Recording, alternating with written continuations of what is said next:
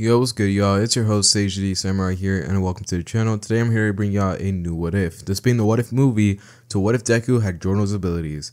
Thank y'all so much for tuning into this What If. I thank y'all so much for your support, and yeah, why don't we jump into it?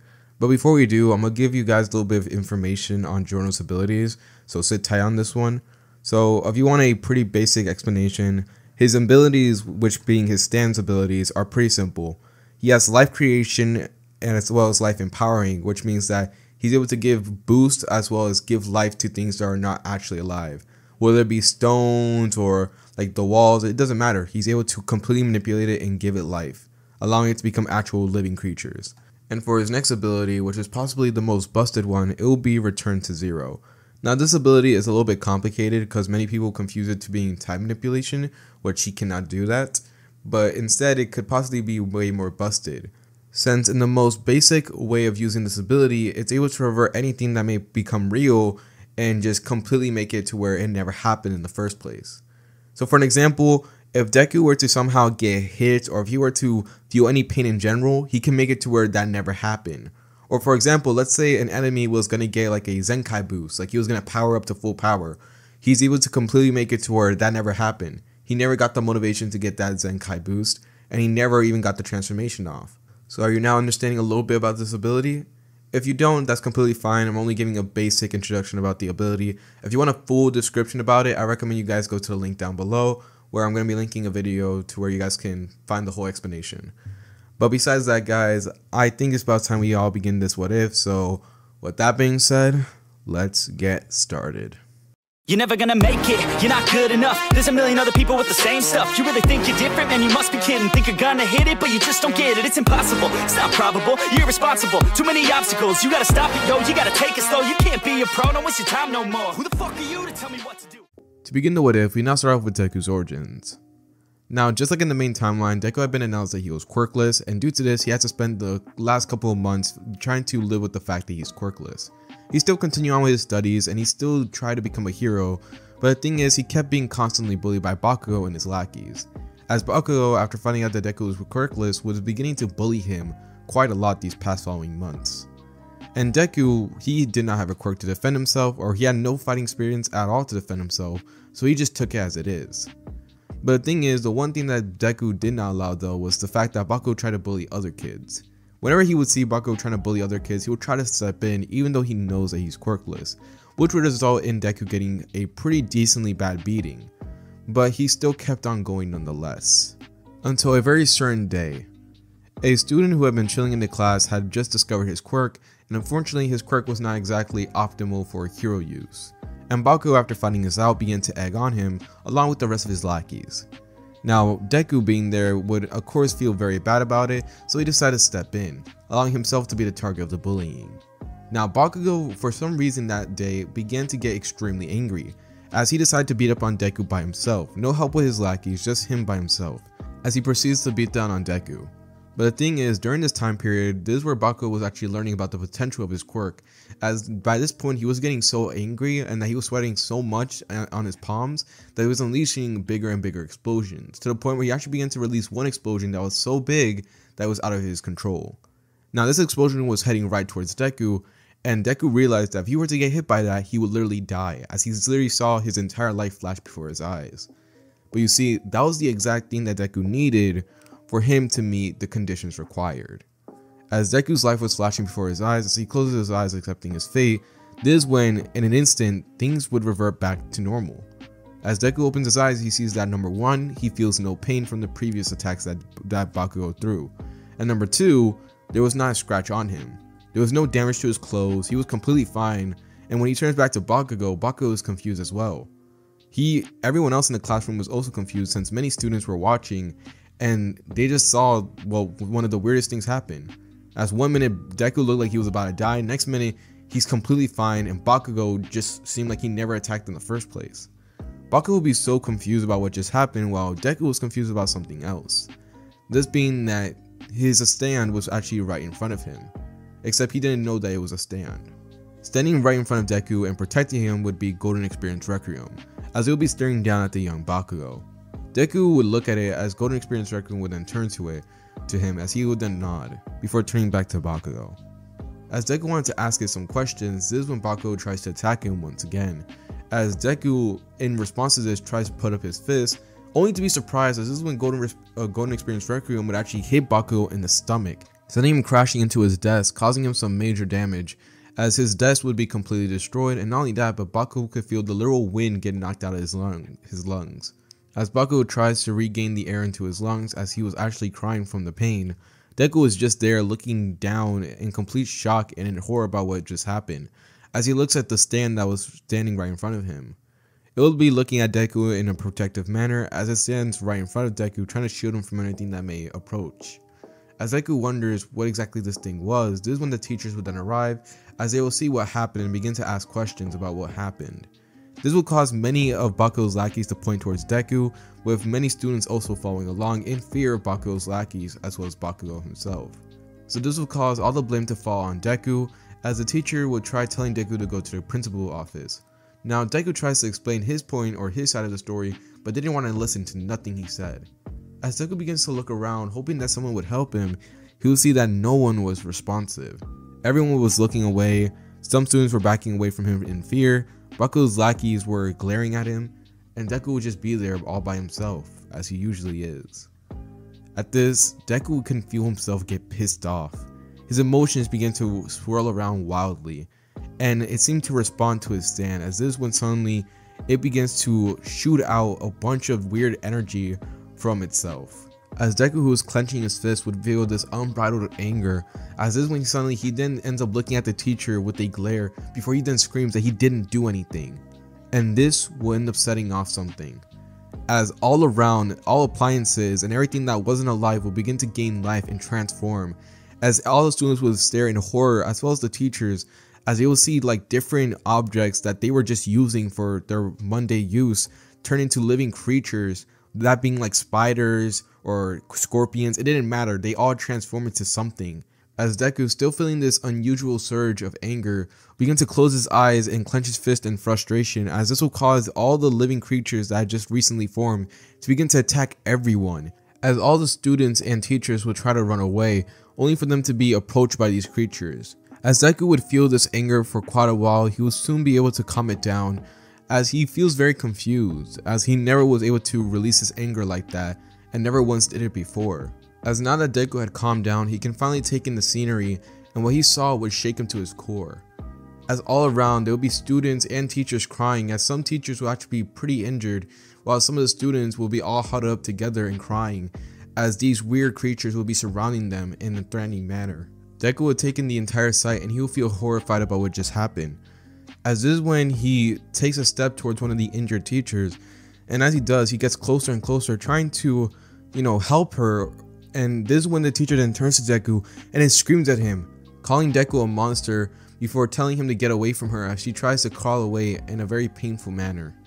Deku would be there, honestly struck by these words and felt very hurt by them, as he takes in the rest of the class, as all the students who were crying would look at Deku and become even more in fear as they try to scuttle away from him as well. Seeing this, Deku tries to calm them all down, which it seems to cause all the creatures that were created by Golden Experience Requiem to also relax, as they all back away from the students as well as teachers, as Deku tries to explain to them that he was not a monster and that he didn't mean anything. But the thing is, everyone was too afraid. The damage had already been done. And before Deku can take it a step further, this is when suddenly the door would then bust open, as we see police officers as well as pro heroes then enter the building, as they have been notified of the screaming as well as all the damage that was being done inside the building. Now as they look around and take in the scenery, they will see these different types of creatures, and instantly the pro heroes get to work as they begin to take down these creatures that were created by Golden Experience Requiem. All the while Deku would be there horrified about what he was seeing and begin to cry once again. As this is when one of the heroes would then walk towards Deku before asking him what happened. And before Deku can explain, this is when the teacher would then call out saying that it was all Deku's fault, as well as calling him a monster once again. And Deku is again shaken by this, as he then looks at the teacher, as the teacher would then scream at Deku to not even look at her. Now Deku feels very upset and very guilty about what just happened, as he tries to convey that it was all an accident. But this is when the pro hero as well as the police officer then take Deku away, telling him that right now it's not safe and that they're gonna have to ask him some questions. And also they're gonna have to wait until his mom gets here. As Deku will be taken away, he'll be laying down tears as he couldn't believe what just happened. So eventually, Inko would arrive at the area. She'll be extremely worried for her child, and this is when she actually gets a report about what just happened. After talking to all the students as well as the teachers, it seems as if Deku had manifested a quirk at a very poor time, and during a very emotionally dragging incident, it caused him to awaken his quirk in a very violent manner, which causes damage to the surrounding area as well as teachers and students. Now Inko, after hearing this, would be horrified, but this is when she would then be confused as she tells them that Deku doesn't have a quirk. But the thing is, none of the pro heroes as well as police officers believe her, as after that bit of discussion, Inko was forced to take Deku away from the school, since right now there were so many people, especially the students and teachers that were involved in the incident, that felt very affected by him that he needed to get away in order for his safety as well as everyone around him. As we have a time skip. After the incident, Deku was no longer able to return back to that school as he had been transferred thanks to his mother's help. Now, another thing that happened was the fact that Inko was under tremendous amount of stress during this entire process, as one of the teachers there was trying to sue Inko as well as trying to throw Deku in jail, as in her own words, Deku was a monster and that he brutally injured her. Luckily though, she got herself a good lawyer, so she was able to stop them from doing any real damage, and she was able to walk away without paying anything, luckily. But still, nonetheless, the damage was done and Deku was very traumatized after the whole incident. Passing the following days, as Deku would be transferred into his new school, Deku would keep to himself. He didn't really talk to anyone at all, and whenever a teacher were to call upon him for an answer, he would just give it away and then go back to being silent, whether it be reading a book or drawing something. After all, he was still a kid. But still, this incident really left a big impact on Deku, as he didn't make any more connections. He didn't try to make friends, he didn't try talking with people. The only one he really talked to was his mother.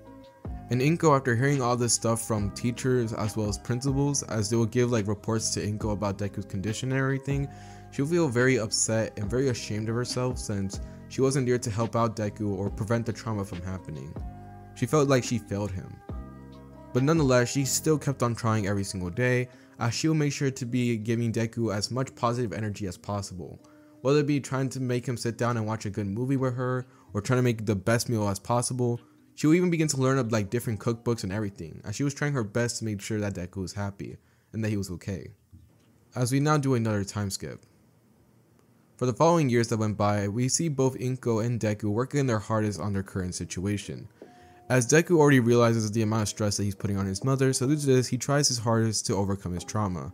And although Deku is working hard on it, he still is not able to overcome the obstacle of like collecting friends or really talking to people like that. Although he does talk to people here and there if they were to talk to him, he doesn't really have any real connections like that, as the only one he really has a connection with is his mother. But that still didn't stop Deku from working hard, as he kept on trying his hardest to gain some new hobbies to overcome his past trauma. After a little bit of talk with his mother, he decided to pick up on a few hobbies that may help him, such as gardening as well as meditation to gain control over his emotions. But what Deku didn't know though was that by doing all this stuff, he was actually straining the power of Golden Experience Requiem, which from now on I'm just going to call it GER, alright? So if you guys don't know, GER is Golden Experience Requiem, okay? So yeah, Deku was getting more control over GER, and due to this, he was getting way more powerful with his abilities and way more control over it. You see, the thing is, Deku realized that he can't exactly get rid of his ability or his quirk, but what he can do is control it. And that's exactly what he does.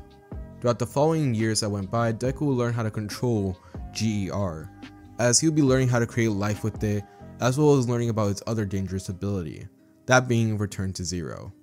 Now, although Deku was very confused about how it worked at first, he began to get the hang of it, as whenever he saw something that was about to happen, for example, let's say a girl was about to slip or anything like that, he's able to revert to where that never happened.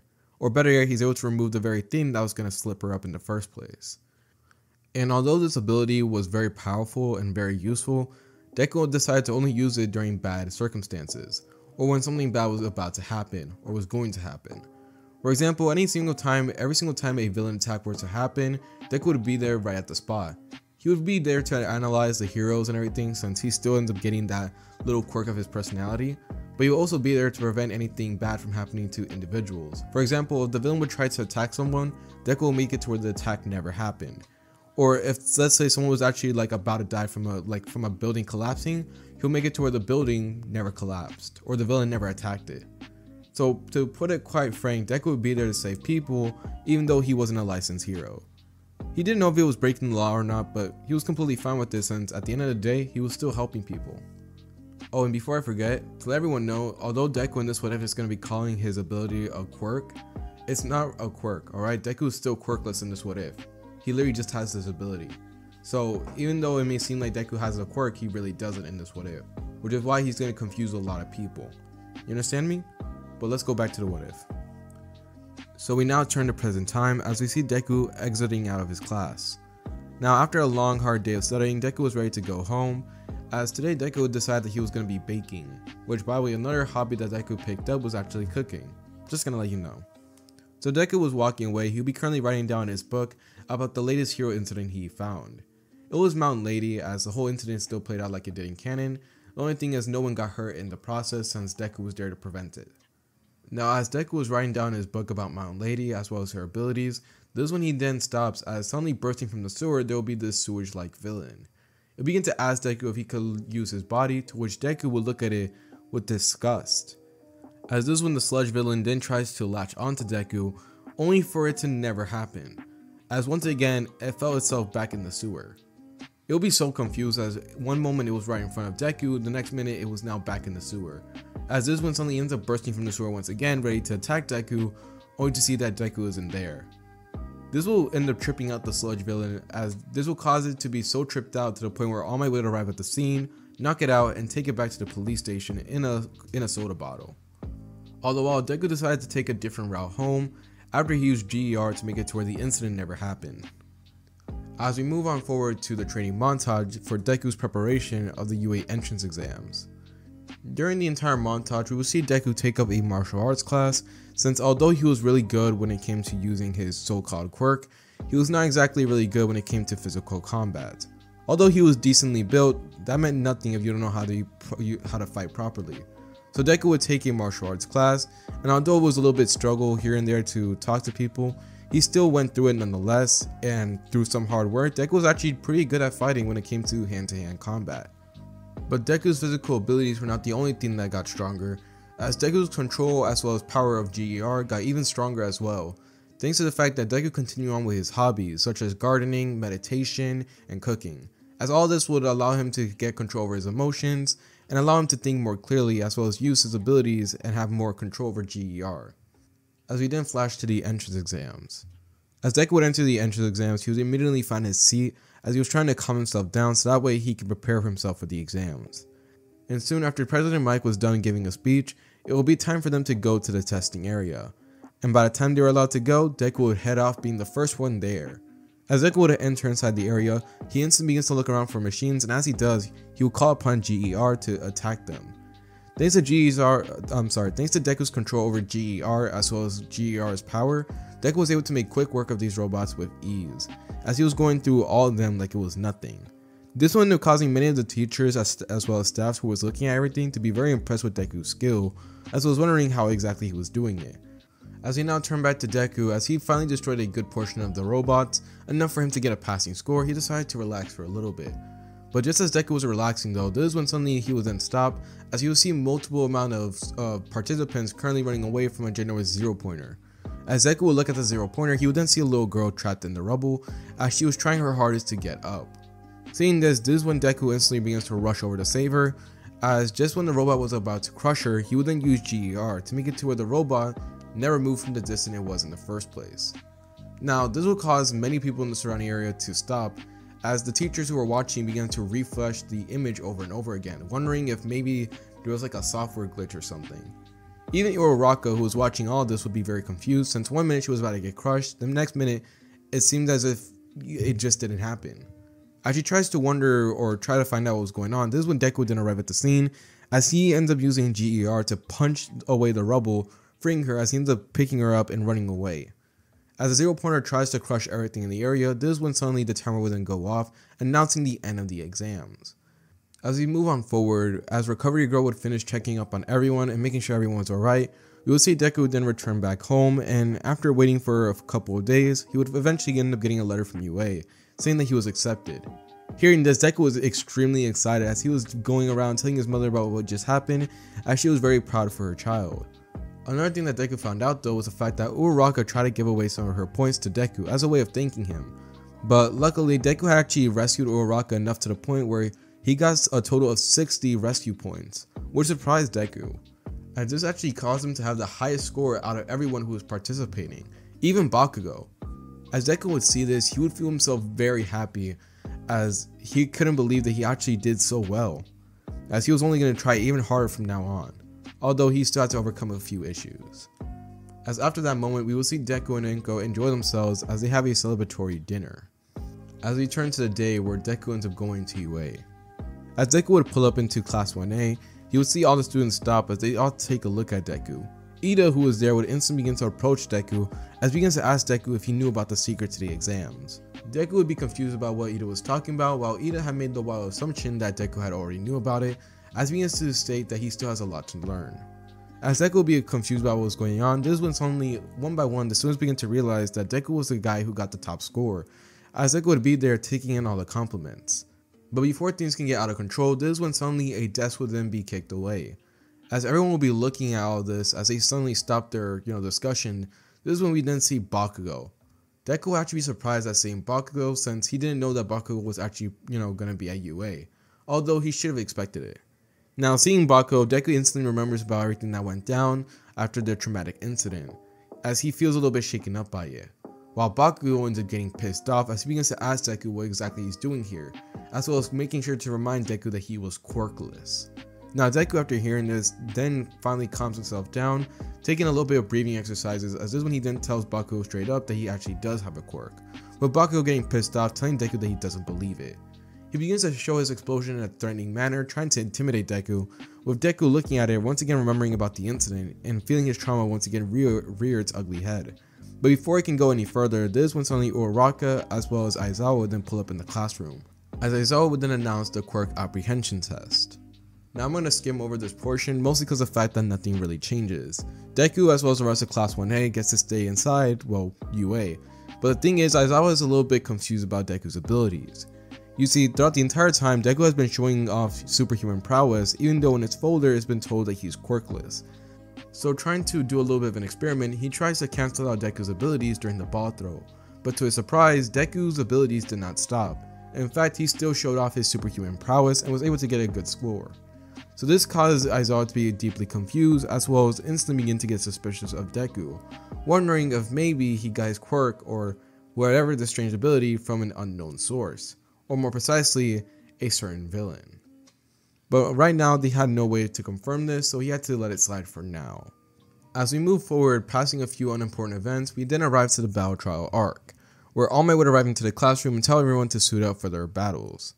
Which, after a quick costume change, we will see all of them arrive, as they will then get paired up with the very same teammate they get paired up in canon, as they will then get their opponents to test out their skills. And just to let you guys know quickly, for Deku's costume in this What If is going to be that of Season 2, except instead of having the red, black, and green color palette, it's going to be gold, purple, and black as well. So he's going to have the same color palette as Giorno. As we turn back to the battle trial, we will see Deku and Uraraka facing off against Bakugo and Ida.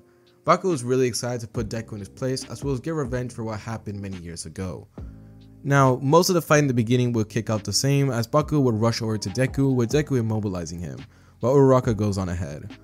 But after this is where things will then change, as instead of fighting Bakugo using GER, Deku would actually face off against him using pure martial arts, in the very beginning of the fight.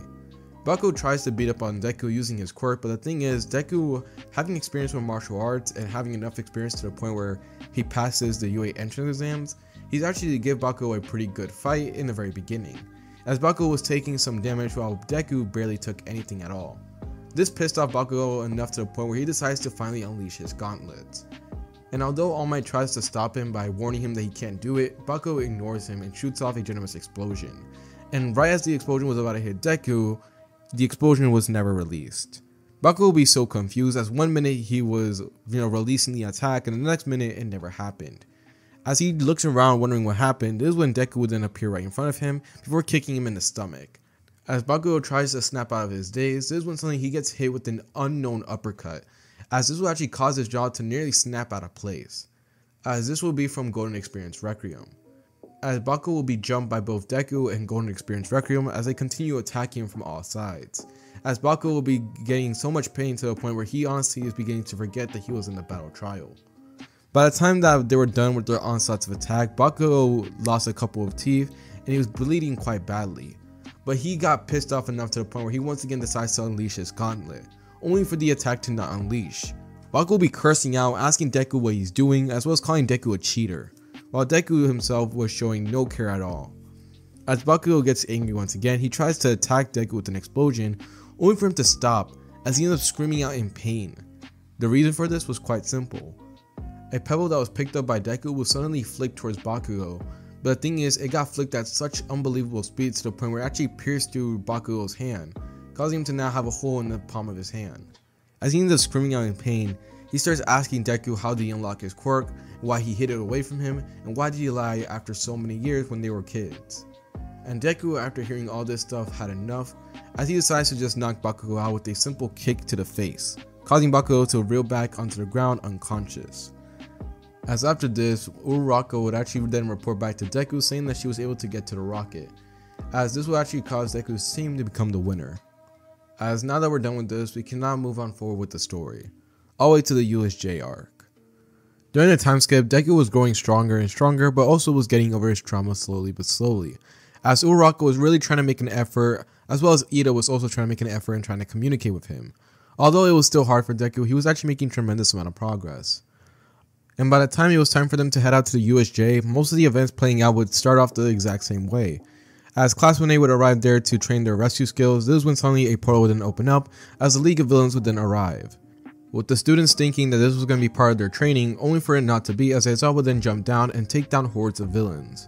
Now, as everyone was wondering what they should do, Deku was analyzing the entire situation, wondering if by now he should activate GER. But before he could though, this is when suddenly a portal would then open up to reveal Kodagiri, as he would appear right in front of the rest of the class. Now, instantly seeing Kodagiri, 13 tries to step in to stop him, as this is when Deku then decides to activate GER now. Now, with GER activated, this will cause Kodagiri to never appear there in the first place, as he returned back to Shigaraki. He would be very confused since at one minute he was right in front of the rest of the class, and now he was right back with Shigaraki. Shigaraki himself had also been confused since he thought he told Kodagiri to go after the kids. And with both villains being confused about what just happened, Deku would then use this opportunity as he ends up using his stand to then punch open the doors, allowing Ida an entry to the outside world, as he tells Ida to go look for help. Ida would do so as he ends up running away, telling them that he will be back, while Deku as well as the rest of the class then turn to the rest of the villains. And now with Ida gone, this will be the point where Kodagiri will once again return right in front of the students, as this is when he then tries to warp all of them and separate them, with Deku being caught up in it as well since he was too focused on making sure that Ida had ran away to inform the rest of the heroes. By the time Deku was able to open his eyes once again, he was falling from the sky and actually about to land on a ship, to which he was able to luckily land there safely. And along with Deku on the ship, we also see Tsu and Mineta. Now, after a little bit of quick thinking, Deku was able to find out a way to stop the villains that were surrounding the ship, as he ends up using his stand to actually create life using the water. This ends up turning the water into a weird like sea creature, as it begins to swirl around, devouring all the villains as it ends up getting sucked up into this vortex. All the while, Tsu ends up jumping up into the air, taking both Deku and Mineta to safety, as the villains will end up getting swallowed up along with the ship. Now, by the time they end up arriving back on ground, they were trying to return back to the rest of their class, only for them to stop as they see Aizawa taking a beating. Deku seeing this curses as he ends up running over to Aizawa, and as the Nomu was about to punch him again, this is when suddenly it would then be punched in the face by a Golden Experience Requiem, as he ends up getting sent flying and pushed back a little bit. Now, this will cause Shigaraki to look and turns towards Deku, who's currently running towards him. Now, Shigaraki was not worried about Deku at all. Although he was annoyed by the fact that the kid was able to blow Nomu away a little bit, he still felt pretty confident that he was able to take him on. So he rushes at Deku, telling him that it was not nice to interfere. But as Shigaraki ends up getting closer to Deku, this is when he would then be flipped onto his back by Deku, as Deku had been able to flip him over his shoulder, allowing Shigaraki to be slammed onto the ground hard. As Shigaraki would reel back from the pain, this is when he would then call upon Nomu, as Nomu would then rush towards Deku. Now Deku, seeing this, instantly ends up calling upon GER as he'll begin to box against the Nomu.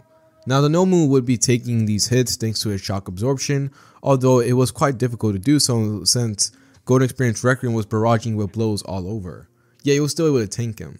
At the same time, Shigaraki kept on fighting against Deku, with Deku using his martial arts to help out.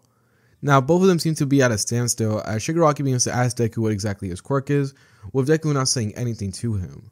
As both of them continue fighting, however, this is when suddenly Kodagiri would then actually arrive at the battlefield as he begins to help out Shigaraki. Now this causes Deku some trouble as he tries to fight off against the two of them, but ends up failing as Shigaraki was able to use Kodagiri's portals to open up a portal for his hand as he ends up tapping Deku right on the stomach with all 5 fingers.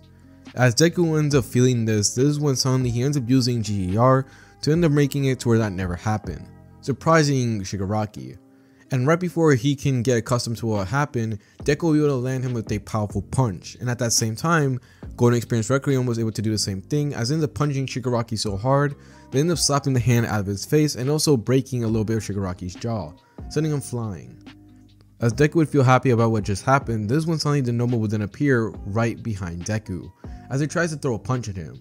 Now Deku, seeing this, would then call upon Golden Experience Requiem, thinking that it was going to be completely fine.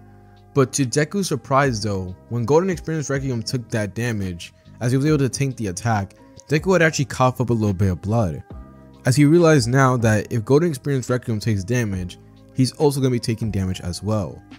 Now this caused Deku to pale a little bit as Golden Experience Requiem continues fighting off against Nomu, but he ends up recollecting himself, realizing that he was still in battle.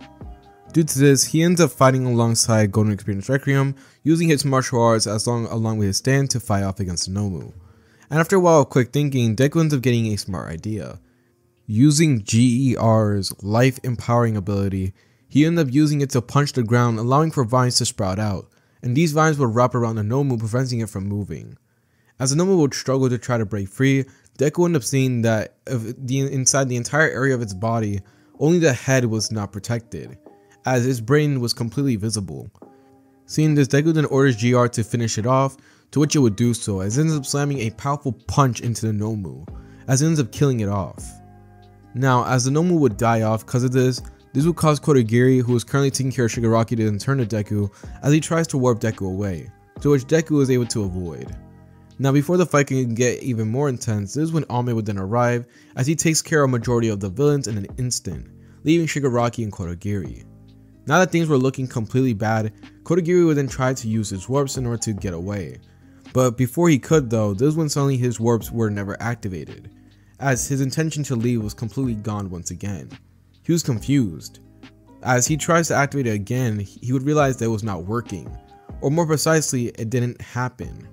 As he ends up looking around wondering what was happening, he then turns his attention onto Deku, who was staring at him calmly. Even though Deku was feeling quite sore from the battle that he just had, he was still feeling completely in control. As Kodagiri tries to make sense of the situation, this is when suddenly he sees that number 1, Shigaraki got captured by All Might and was now within his grasp, and number 2, other heroes had appeared. So as he tries once again to open up his portals with them failing, this is when the other heroes would then approach Kodagiri, knocking him out and capturing him along with Shigaraki, as the rest of the villains would end up getting captured in the process. While at the same time, as Shigaraki and Kodagiri end up getting captured, Deku would feel a generous amount of fatigue. He used up so much of GER's abilities that it completely cost him a large amount of his willpower, which made him extremely tired. As Deku would see All Might approaching him, this is when he then falls into unconsciousness, no longer being able to continue standing. As we now do another time skip. After the events of the USJ had passed, many people are left to speculate about what happened. Now, the reporters had no idea about what exactly occurred, so they try to find out as much information as possible, but UA as well as all the heroes that were involved in the event had kept the information scarce. At the same time, the students were all questioned as well as checked for injuries, which luckily no one was injured at all. Except for Aizawa, who he didn't get as badly injured as he was in the main timeline, so he doesn't have a limitation for how long he can keep his eyes open, which is a good thing. As for Deku, as soon as he woke up, he immediately was taken into questioning. And after answering all their questions, they end up leaving, with Deku being left alone with the president of UA, this being Nezu, as well as All Might there in the room. Now, as Deku was left there, they will begin to ask Deku a question, that being what exactly are his abilities. You see, Deku had just been stated to be quirkless, but he's been proven multiple times that he is not quirkless. Which begs the question, how did he unlock his quirk? Was it given to him by an unknown source? If so, who was the one who gave it to him? We begin to ask Deku multiple amount of questions, which Deku had no choice but to answer honestly. And by the time Deku was done answering, they were all left stumped since the fact that everything that Deku said was completely true. Except it made no sense since, well, Deku was stated to be quirkless, yet he unlocked his quirk later on. It was confusing, but they had no choice but to go along with it. They're more relieved by the fact that Deku didn't have All For One give him a quirk. That was the thing that they were scared of. But that begs the question, what exactly is Deku's quirk? And this is where Deku actually ends up explaining about his abilities, since there has been no real description for Deku's abilities, except for the ones that he gave himself. So he ends up describing everything he could possibly do with it, and by the time he was done, Nezu, All Might, and any other hero that's in the area, more precisely Aizawa who was listening, all felt themselves being completely frozen. Because Deku's abilities were too overpowered. They understood that this new generation of quirk users was going to be some of the best ones that they've seen, since in every single generation the quirks get way more and more powerful. But this was just absurd, since Deku's ability is literally creating life, while also having the ability to undo anything that may possibly happen, which was just completely unbelievable. This would cause all the heroes there to actually take a step back and sit down, with Nezu explaining that he's honestly greatly shocked. So with nothing else to say, they thank Deku for his time and tell him that he's free to go, while they're left there stumped as Deku would head off. Now instantly after Deku ends up leaving the room, they immediately come to an agreement that this should be kept secret at all times, and that no one can ever know about it. Since Deku's abilities has the ability to change the entire world, whether for good or for bad. And they don't even want to imagine the bad, especially if All For One ends up hearing about this. So they had to make sure to promise to never end up releasing this information at all. Although this only begs the question though, what should they do for Deku? With Deku's overpowered ability as well as his intelligence, it won't be long until Deku becomes a hero. But that only ends up leading Deku to have some certain unwanted attention from a certain someone, and they can't exactly have that. Now, while they can't exactly tell Deku he can't become a hero or else that's going to put him in even more danger, they decide that they need to actually train up Deku just in case, as well as warn him of All For One. They also need to know all the people who end up knowing about this information and also make sure that they're not spreading around this information or else things can go very bad for them. As we now turn to the present. So we see Deku now finally being done with class as the entire day had gone by as he was recalling about all the events that occurred during the USJ incident. By this point the UA Sports Festival had already been announced and many of the students were really excited for it. But just as they were preparing to leave, they will see a bunch of other classes there in order to scope out the competition. Baku ends up shoving one of the guys away as he tries to end up proclaiming that he's gonna beat them, to which Baku just ignores him. At the same time, Deku would also leave as well, since right now he had a lot on his mind and needed to take care of it. After the talk with Nezu as well as All Might and also Aizawa, Deku had been informed that he will end up being apprenticed to Nezu. And the main reason for this one is because of the fact that they need to make sure that Deku's abilities have been kept under wraps, and also because of the fact that Nezu was actually very personally interested in training and also teaching Deku himself. Since he could already tell that Deku was a smart kid, plus with that ability of his, it only made him even more interested, to which Deku accepted of course. Now due to this, Deku had a lot on his mind since he realized how dangerous his ability is, and he also realized that there's someone that could potentially go after him, this being All For One. After the talk, they also had informed Deku about All For One, as well as the fact that he was a deranged man that sold quirks, which honestly terrified Deku, since he had thought that his ability, which is GER, can be stolen by a villain. And to make it even worse, if he got stolen by a villain, that means the villain is going to gain those abilities as well, which only terrified Deku since he already knows how powerful this quirk can be if its potential is used in a bad way, as he remembered what happened when he was a kid. So Deku decides to dedicate himself to making sure that never happens, as he decides to train himself the entire time leading up to the UA Sports Festival. He will talk to Nezu, he will still do his hobbies, and he will still go to his karate classes, which allowed Deku to grow stronger. As we now turn to the UA Sports Festival. The beginning of the festival kicks off the exact same way as Todoroki then decides to declare that he's going to beat Deku during the festival, to which Baku ends up saying that he was the one who was going to beat him. Deku took all of this in great stride and moved on, as we now turn to the very first event, the obstacle course, which Deku ends up winning this with more ease than he did in canon, since he's actually way stronger than he was at this point. After this, we eventually end up getting the cavalry battle. Once again, the results of the cavalry battle are not going to change much, except for the fact that Deku ends up keeping his headband. as after Ida tries to use the nitro boost on him to have Todoroki steal his headband, Deku ended up using his stand to grab back the headband and place it back on his head, causing Todoroki to nearly fall over and lose the cavalry battle, to which luckily he didn't. As after that, we can now move on to the third event, the 1v1 matches. Now, throughout the 1v1 matches, Deku would face off against Shinso in the first round, and although Shinso tries to make Deku talk, Deku is able to beat him down easily. And after the rest of the matches then play out the exact same way, we have Deku facing off against Todoroki.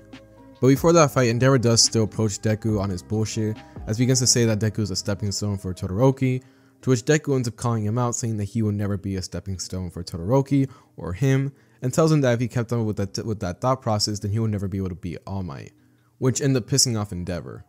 But nonetheless, Deku would fight off against Todoroki, with the fight going pretty even in the very beginning until slowly begins to fall into Deku's favor, as Deku begins to call out on Todoroki for not using his fire, with Todoroki revealing a large amount of his backstory as well as the trauma that Endeavor inflicted on him, with Deku telling him that he doesn't care and also saying that that quirk is his.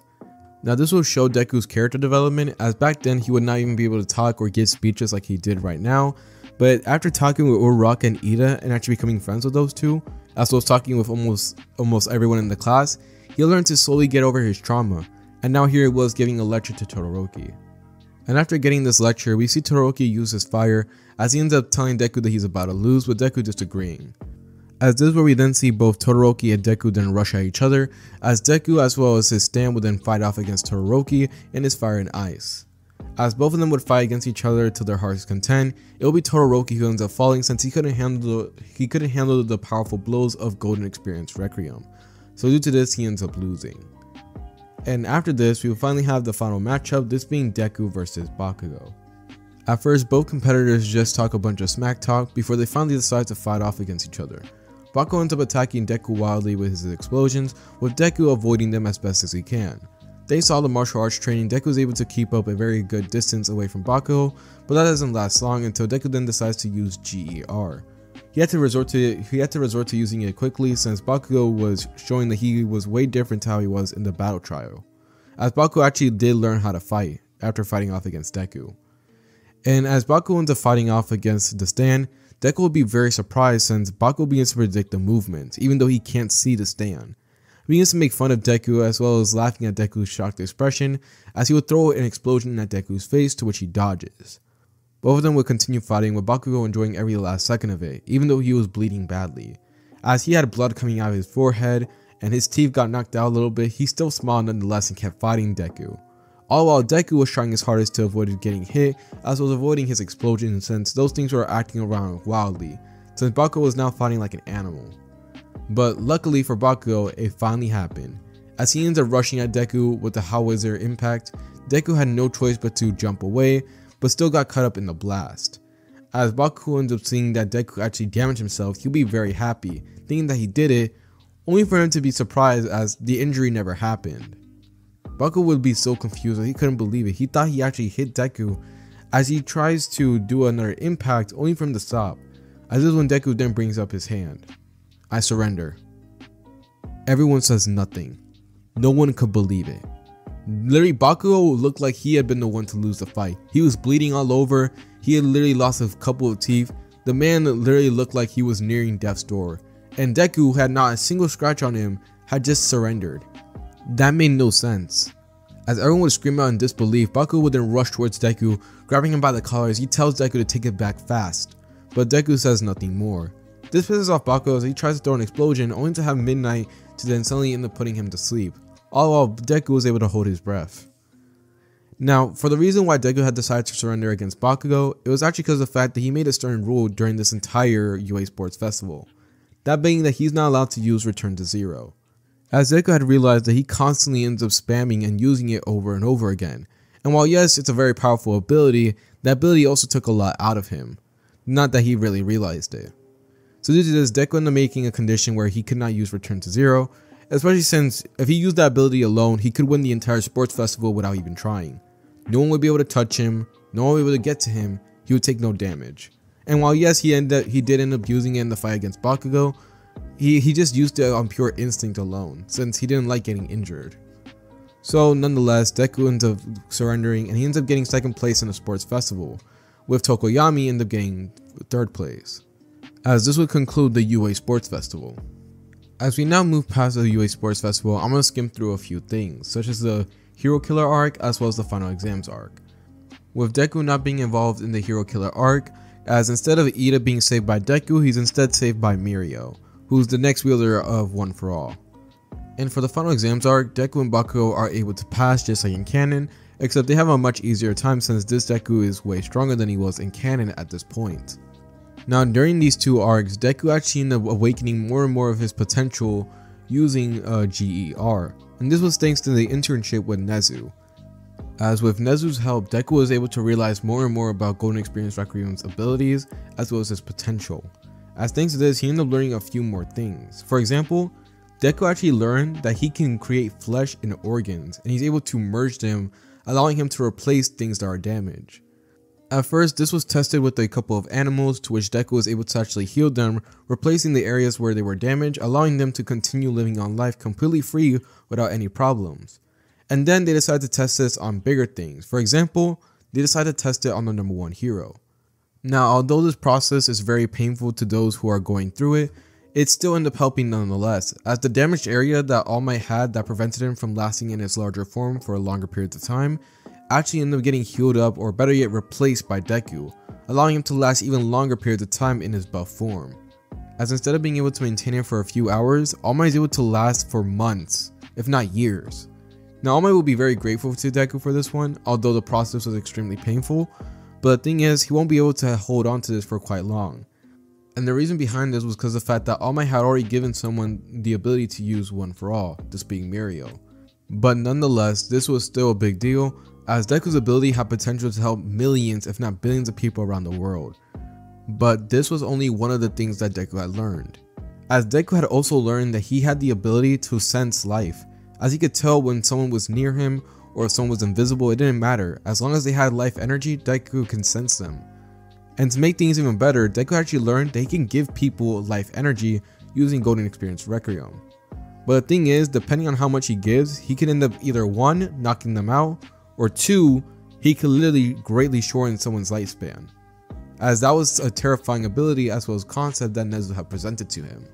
So needless to say, Deku had grown extremely overpowered in this short amount of time, with him being so powerful that Nezu actually decided to give Deku an opportunity to gain the hero license right then and there. But Deku had declined it, saying that he wanted to get it along with the rest of his class, since he wanted to be fair.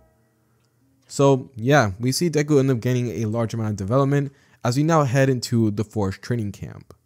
Now, not much really changes from the Forest Training Camp in the very beginning, as most things go by relatively the same as it did in canon. Now, for what Deku was training during this arc, he was trying to learn mental durability. Since the thing is, when it comes to GER in this what if, Deku needs a lot of mental power as well as willpower to continue using it, or more precisely, to keep using its abilities. Every single one of these abilities are very powerful, but can also be very taxing, so he's trying to learn how to endure it all, which he actually does make some pretty good progress. I mean, he was already pretty good after the whole Nezu internship, but he's doing even better now. As when it's finally nighttime, we see Deku along with the rest of his classmates then participate in the forest, as it was finally time for their forest trials. Now as Deku ends up moving through the forest, he eventually ends up stopping, as he ends up seeing a student currently trying to run away while he's also bleeding, as he tells Deku to run away. Deku ends up looking at the student, as this when suddenly behind the student, he will see a 4-armed Nomu. Seeing the Nomu, Deku ends up remembering what happens at the USJ, as he instantly activates Golden Experience Requiem to end up punching it in the face, and then completely destroying it in one blow. As Deku ends up looking around, he ends up seeing that all around the entire forest, fires begin to erupt, as Deku begins to take an account of everything. They are under attack. All around the forest, we will see fires erupting, as this will be from Dabi, as him along with many other villains had arrived at the scene to cause some trouble, and along with them were Nomus. This was a plan orchestrated by All For One, as he was currently looking for Bakugo as well as Tokoyami. Now, while Deku at this moment was currently analyzing everything, he instantly begins to head off to the nearest direction where he saw one of the fires erupt. As when he arrives, he ends up seeing Dabi, and due to this, he ends up attacking him on sight. Now, as Dabi tries to attack Deku as well, he will realize that his fire cannot be activated, as he will then be punched right through the chest. And as he does, he would then end up collapsing into a pile of mush, as Deku ended up realizing that this was a clone. And as Deku ends up getting frustrated by this is when turning around he sees another Nobu tries to attack him, to which is completely destroyed by experienced Requiem. Due to this, Deku ends up taking in the entire scenery as he realizes that there's many clones all around and that he needs to find the original guys. Luckily, using his life sensor, he's able to find where Dabi is, along with Twice, as he ends up dashing towards the area. Eventually arriving at the area, he will see Dabi and Twice discussing about what they should do, as when they finally turn to Deku, Deku ends up taking a serious expression, saying that he was going to take them down now. Saying this, Dabi ends up laughing as him and Twice then try to attack Deku, only for them to be surprised as this is when, as they rush towards Deku, they will return back to the spot they were originally at. As they were confused about what just happened, Deku had already appeared right in front of them as he ends up punching Dabi in the face, breaking his nose, as this is when experienced Requiem would then punch Twice in the face. Now as Twice ends up getting hit by the attack, he ends up falling unconscious as the attack had been infused with life energy, making it to where he ends up getting knocked unconscious instantly. Now at the same time though, Dabi ends up getting up as he ends up trying to attack Deku, trying to blow him with fire. Luckily, experienced Requiem would also appear as it ends up defending Deku. However, the thing is, as he ends up getting hit by the fire, Deku ends up feeling a little bit of the burns. As he ends up cursing this, he ends up using GER to punch Dabi in the stomach, sending him flying and crashing into a tree. Now as Dabi ends up slowly losing consciousness, he takes one last look at Deku as he feels a little bit proud about the damage he just done. But he will be even more surprised as this is when Deku ends up picking up a little bit of dirt, and that dirt ends up transforming into flesh, and that flesh ends up merging with Deku, completely removing the burn marks that had just been placed on him. As Dabi can do nothing more but look on in disbelief, wondering who this kid was, Deku ends up turning around as he could already feel the next enemy approaching. As we see Mr. Compass jumping over a generous glacier that was thrown by him from Todoroki, he begins to look around the entire area wondering where Twice and Dabi are. But right before he could find them, this is when suddenly Deku would then appear right in front of him. He'll be shocked about what just happened, as the punch that was thrown by Deku had been infused with life energy to the point where he was knocked out as well, as he ends up falling into unconsciousness and falling from the sky. Now due to this, not only was his mask destroyed, but not only that, but he also released both Bakugo and Tokoyami, allowing them to roam free once again.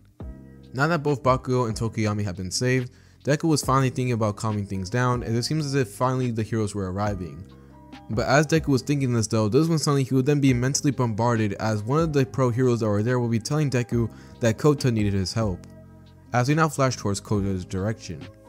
Kota during this point of the story had actually not had Deku save him, but the thing is, he was running away from Muscular. And by running I mean that he was hiding and running away. That was all he could do. He couldn't attack the guy, he was crazy. As he continued trying to run away and hide from Muscular, and it was working out pretty okay at first until Muscular had decided to destroy the entire area, leaving Kota entirely exposed. As Kota ends up closing his eyes thinking that this might be the end, this is when suddenly Muscular would then be blown back by a punch. Kota will open his eyes as he ends up looking around only to see Deku was there right in front of him, and not only that but Muscular was slammed into a wall. Now Muscular ends up getting pissed off as he asks Deku if he wants to die, with Deku not saying anything to him. Right now Deku was feeling it once again, unbridled rage, as he literally saw this man really about to attack a kid. But now he had control over it, and now he knew exactly what he was going to do with it.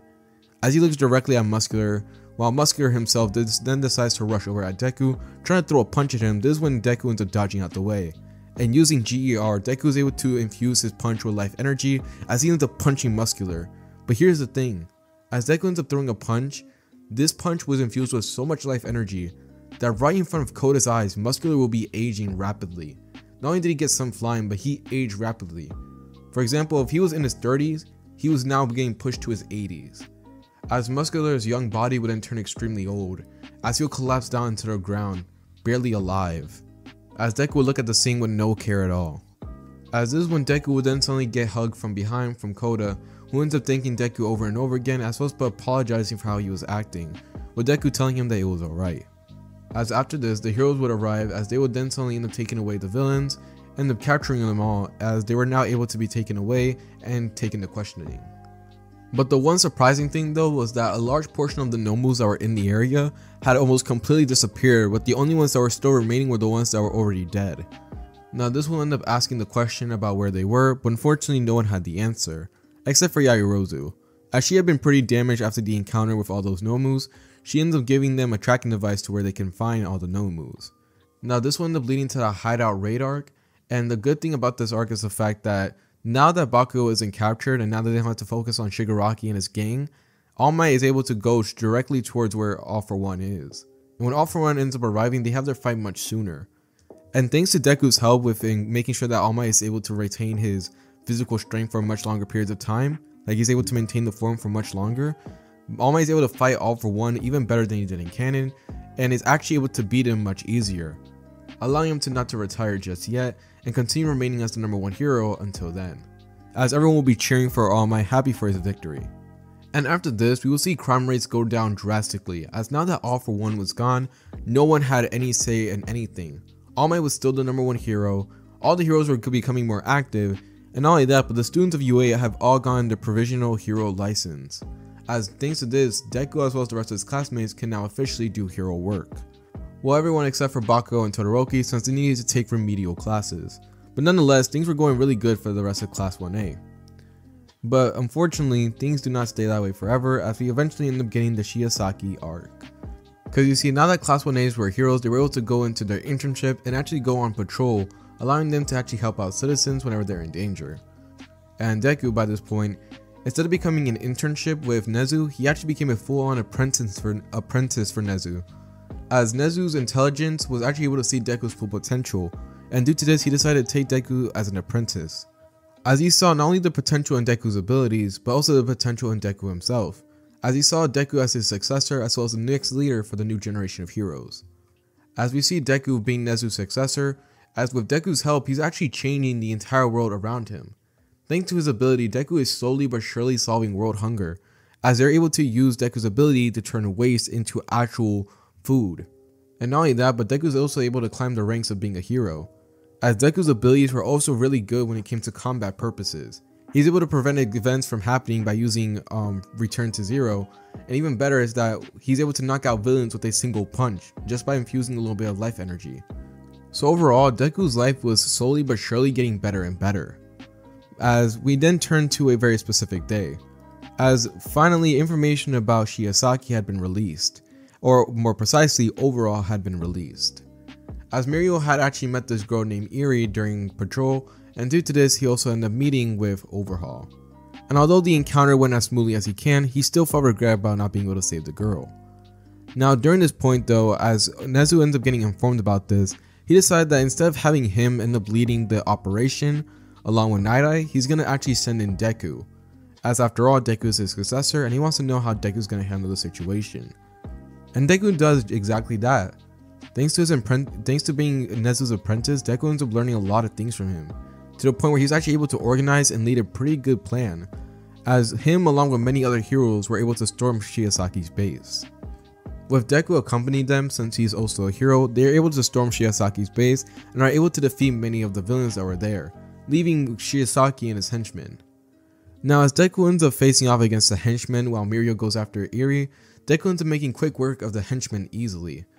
And as Deku ends up arriving at the battlefield where he sees Mirio facing off against Shiosaki, he'll be seeing a very great surprise as he sees Mirio take some pretty lasting damage from Overhaul, as Overhaul's abilities was extremely powerful as well as his control of his ability.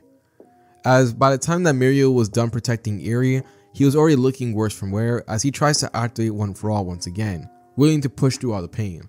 But as he was doing so though, this is when suddenly one of the men that were there would then suddenly shoot Mirio with a quirk removing bullet. As when it ends up hitting Mirio would actually be so caught off guard by it that he ends up stumbling once again just as a spike was about to rush towards his face. As Mirio ends up looking at it, he tries to dodge out the way only for everything to not happen, as everything that just happened had been undone, thanks to Deku's ability. As Deku was taking the entire fight, he respected Mirio's courage and everything, but he realized right now that this man right in front of him, well, there was no point in trying to negotiate with him, as Overhaul was truly a monster. Eri was literally crying, begging him not to do anything, even willing to give herself up in order to make sure that Mirio was safe. But at the end of the day, Overhaul didn't care. He kept attacking Mirio. So due to this, Deku decided to step in. As Mirio tries to activate One For All once again and prepares to rush in, this is when Deku tells him to stop as he decides to take care of it. He tells Mirio to head out with Eri as he decides to handle this himself. Now Mirio has actually heard of Deku and actually respects him a lot, as Deku's name has gone around the paper more than once. After all, the boy is a generational prodigy and someone who is accomplishing many great things in such an early age. But that was not the main reason why Mirio respected Deku as well as actually admire him. It was a simple fact that Deku has shown to actually care about situations more than he really should. Even if it has no involvement of him at all, or even if there is nothing to do with him, he would still show as much care as possible for the situation. And due to that, Mirio had to give Deku his respect.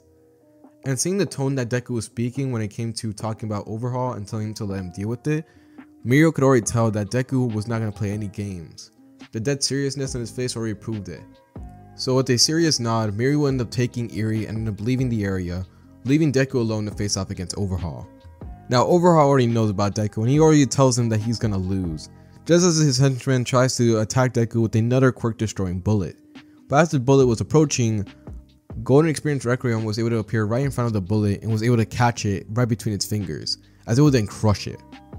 As Deku ended up looking at the henchman, he ends up picking up one small pebble as he ends up flicking it towards the henchman without even looking, as this will cause the pebble to end up shooting off at very fast speeds to a point where it ends up piercing the henchman through the head, killing him off instantly, surprising Overhaul. And as Overhaul would then turn his attention back to Deku, he will have to reel back in shock as Deku was right in front of him, and he was releasing this dominating aura that just told him that he was not going to make it out of here in one piece. But right now he couldn't care less, he had too much to lose. So with no other choice, he tries to attack Deku, throwing a punch, only for that punch to be completely destroyed, as Deku would completely tear off his arm using Golden Experience Requiem. As Overhaul would hold his destroyed arm in pain, he tries to reassemble it, only for him to not even touch the ground with the palm of his hand. He's so confused about what just happened as he would then get punched in the chest hard, as his chest nearly collapsed from the blow.